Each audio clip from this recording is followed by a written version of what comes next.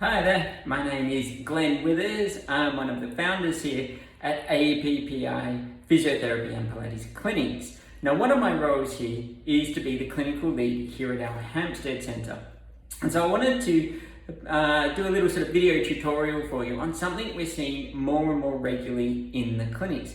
And that is people coming in with what we call sort of acute wry neck. Now, acute wry neck is something that happens, when you wake up. Maybe you've slept funny, maybe you're sleeping on too many pillows, which is something we can talk about, or maybe too few, but you wake up and you sort of got this twist in your neck and you're a bit stuck there, and you wake up and it can be really, really painful. Now, acute wry neck is nothing to be concerned about in most cases, and most of the time here at APPI Clinics we can sort it out for you in just 2 or 3 treatment sessions.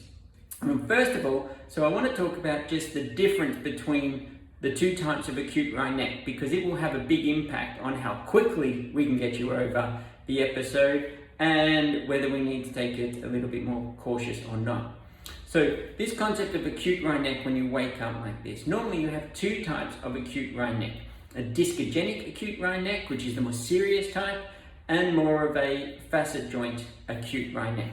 So let me show you the difference here. So here's my trusty spine here, and here we have the neck or the cervical spine. And so you can see that on the side of the spine here we have these facet joints, these little joints here. So this is that spinous process thing that sticks out in the back of your neck. This is the back of your neck here, front of your neck here. So you can see at the front of the neck we have these discs in between your vertebrae, and those discs are effectively shock absorbers, and they're made up almost like a sort of, think of slicing an onion in half, and you've got the onion rings. And if you scoop the middle out of that and put a little water balloon in there, that's basically what a disc looks like. And so the discs in your neck have a watery substance in the middle and this sort of annular layer or this onion layer type thing around the outside. So when you sleep funny and you're in this position, you're sort of compressing down both the joints and the discs in your neck there. Now, one of 2 things can happen. Either you come down and the joints get a little bit stuck, and they get stuck in that position, if you like. And so when you go to move it the other way, everything's tightened up and stuck and stiff, and it's really sore and painful. However, it's not a big deal at all. We can get you over that type of acute wry neck very, very easily, and normally very quickly. Now, the other type, the discogenic acute wry neck, well, that's much more serious, because the actual disc itself has often changed shape, or that little water balloon inside has seeped into the onion rings, which is, and the outer part there is full of nerves, and so it's much more painful. Often you'll have sort of pins and needles or numbness or things going down the arm, or sort of down into the sort of mid-back area.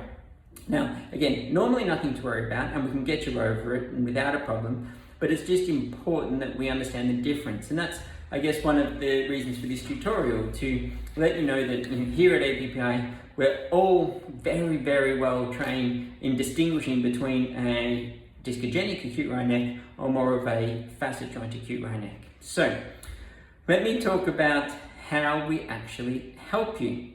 So, the facet joint acute wry neck, much easier for us to deal with. So in this instance, think of it like this, okay? Take your finger's absolutely fine. Now if I bend my finger like this and I hold it there for a while, let alone, 6, 7, 8 hours, however lucky you are, or maybe how many children you do or don't have, that you get to sleep. If you imagine you hold that joint like that for that length of time, it's going to sort of get stuck and sore there. And so when you go to move it, it's going to really hurt. But we do have to try and encourage that movement back. So here in clinic, we can do a number of things to help you in terms of our hands-on work, and that we can basically a little bit of traction onto the neck, so we can get our hands in and actually traction and move, get some very gentle rotations in that start to sort of glide and oil those joints up a little bit. We can do some lovely soft tissue work through the neck muscles here, through the scalenes at the front of the neck, and have you in a very comfortable position and use our skill and expertise to free that up and get it moving. But then really importantly is what you can do. And that's what I wanted to get to in this video, is how can you help yourself at home if you happen to wake up in that sort of position. Now, first thing that we're going to do is we are actually going to apply heat in this situation. Now, often people think, oh, it's an acute injury, there's inflammation there, we should put some ice on it. But in my experience of having dealt with this condition for over 20 years now, in this instance, it's one of those times where I'm going to break the rules a little bit. We are going to apply heat. Now, we're applying heat because often it's the outer tissues that are really stiff, and the heat will start to just warm those up and allow those to move a little bit. So I have a pretty bog standard routine that I ask my clients to do when I'm looking at a facet joint based acute right neck. So we will use this towel. So I'm using just a standard bath towel, and we fold it in thirds and then in thirds again. And we place the towel down. Now you will do this at home, you will do it, you can do it on your bed, you can do it lying down on a mat if you're able to do that. Whatever sort of position or setup that you can manage. Okay. So the first thing that we do here is I'll get my clients lying down on their back, towel supporting the head and neck here. My iPhone's just dropped out there, sorry. Towel supporting the head and neck, and we put some heat underneath this gap. So hopefully you can see this gap here, and that's where you put the heat. Now you just lie there for about 5 or 10 minutes and just let the heat absorb. It's softening the muscles, the other sensitized tissues around the neck are just starting to calm down a little bit. And then we do just very simple rotations. So we just do very gentle neck rolls one way, and then we come back to the middle and we pause. And then we go the other way, and then we come back to the middle and pause. And then you'll just go from side to side, and you'll do that about 10 to 15 times in total each way. So 5-10 minutes of the heat, then 10 to 15 rotations. Now notice I had that little pause in the middle, so we rotated one way, and then we came back and I did a little pause. And then we rotate the other way, and then we come back and a little pause. And that's just to help everything acclimatize or desensitize to the movement that we're trying to achieve there.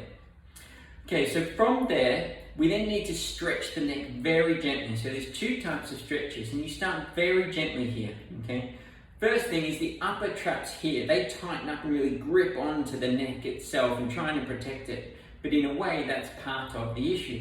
So 2 very gentle stretches, hand comes up on top of the head, and we do it just whatever range you can, right? Based on your pain and your discomfort. We're going to try and get a very gentle little stretch across, stretching this side here, obviously. And we just hold it about 10-15 seconds, that's all, and then we come back. Then you turn the head, hand goes more to the back of the head, and you're almost coming down under the armpit here to stretch down this way. Now this is stretching a muscle called the levator scapulae. It sits at the back of the neck here, and it's tightening up as well. So we just try and stretch into that a little bit. We come back up and around. Okay, so you can do that stretch 2 or 3 times to each side, and as you do it, it will just start to ease its way up a little bit more and more. Okay, so there's 3 things to do here to try and help you out with more of a facet joint based acute right neck. A little bit of heat, some self rotations, and some gentle neck stretches. Now those 3 things should see you through to help you achieve a much better result. Now here in clinic, we can progress that much quicker than you would be able to at home, and really within the first session, and certainly within 24 to 48 hours, we should have you in much better shape. We really can get you over this quite quickly.